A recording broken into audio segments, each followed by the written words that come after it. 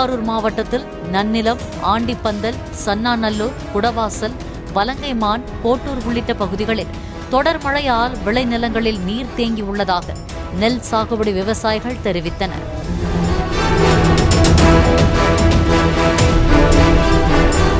கடலூர் மாவட்டம் பன்ருட்டி, அதன் சுற்றுவட்டார பகுதிகளில் இரவு நேரத்தில் கனமழை பெய்தது.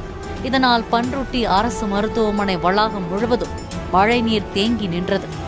நோய் தொற்று ஏற்படும் அபாயம் உள்ளதால் மழை வடிகாலுக்கு ஏற்பாடு செய்யுமாறு பொதுமக்கள் கோரிக்கை விடுத்தனர்.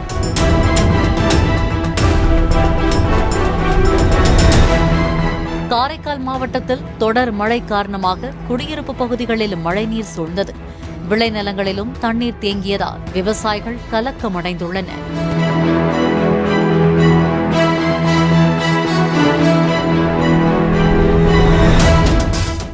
பிளே ஸ்டோர் மற்றும் ஆப் ஸ்டோரில் இருந்து பாலிமர் செயலியை QR கோடு மூலம் பதிவிறக்கம் செய்யுங்கள்.